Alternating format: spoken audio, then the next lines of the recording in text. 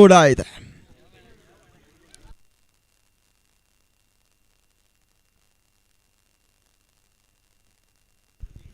ಪಂದ್ಯಾಟ ಮತ್ತೆ ಮುಂದುವರಿಸಬೇಕು.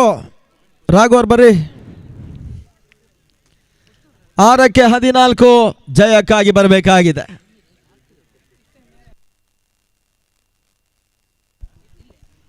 ದಾಂಡು ಚೆಂಡಿನ ಒಂದು ಪರಿಮಿತ ಓವರ್ಗಳ ಲೀಗಿನ ನಂತರ ಈ ಟೂರ್ನಮೆಂಟಿನ ನಾಕ್ಔಟ್ ರೂಪದ ಪಂದ್ಯಾಟಗಳು ಮುಂದುವರಿಕೆ ಕಾಣ್ತಾ ಇದೆ.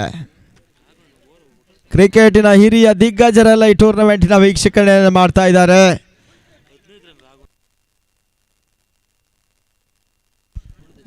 ಆರಕ್ಕೆ 14 ಪಂದ್ಯಾಟ ಮುಂದುವರಿಸಿ. ಹೌದು, ಕಾಲಮಿತಿ ಅದಕ್ಕೆ ಒಳ್ಳೆ ಆಯ್ತು. ಮಧ್ಯೆ ಮೊದಲ ಚೆಂಡು ಡಾಟ್ ಬಾಲಿನ ಸೇರ್ಪಡೆ. ದರ್ಶನ್ ಕನ್ಯಾಣ 5ಕ್ಕೆ 14. 5 balls 14. 5ಕ್ಕೆ 14 ಓಟದ ಅವಶ್ಯಕತೆ. 42ಕ್ಕೆ 1.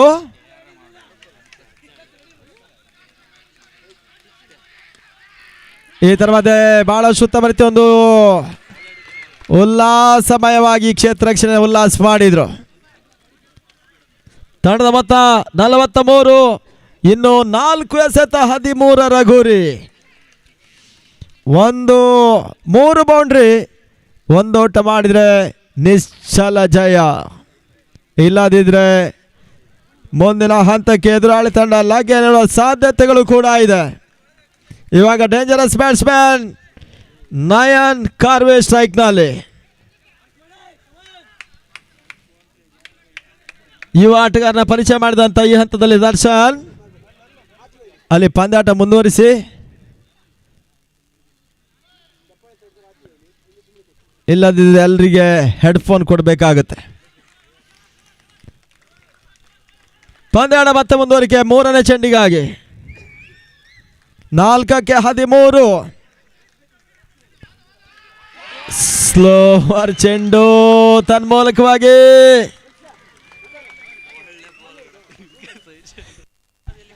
ಸತೀಶ್ ಅವರು ಲಾಂಗ್ ಜಂಪ್ ಮಾಡಿದ್ದಾರೆ. ಆ ನಿಟ್ಟಲ್ಲಿ ಇವಾಗ ಇನ್ನುಳಿದ 3 ಚೆಂಡು 13.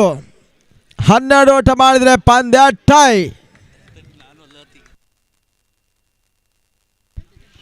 ದಾಂಡು ಚೆಂಡಿನ ಲೆಕ್ಕಾಚಾರದಲ್ಲಿ ಅಂತಿಮ ಹಂತದಲ್ಲಿ ಫ್ರೆಂಡ್ಸ್ ಕೂಡಿ ತಲೆ ಲೆಕ್ಕಾಚಾರ ತಲೆ ಕೆಳಗಾಗ್ತಾ ಇದೆ.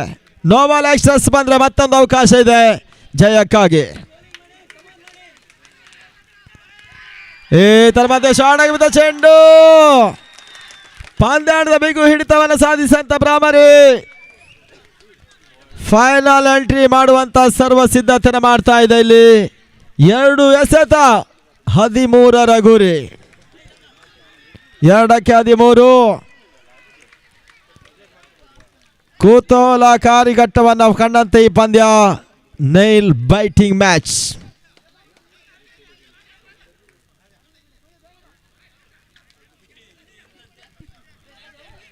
ತುದಿಗಾಲು ನಿಲ್ಲಿಸ್ತಾ ಇದೆ.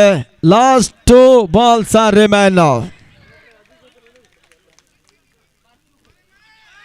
Oh my God, what a delivery. ಸುಂದರತೆ ಚೆಂಡು ದರ್ಶನ್. ಆ ನಿಟ್ಟಲ್ಲಿ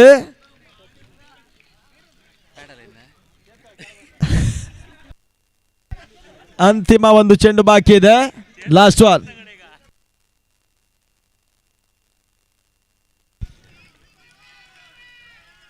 ಸ್ಟೆಪ್ ಔಟ್ ಮಾಡುವ ಮುಖಾಂತರವಾಗಿ enter the final Bhramari cricketers. ಅಭಿನಂದನೆಗಳು.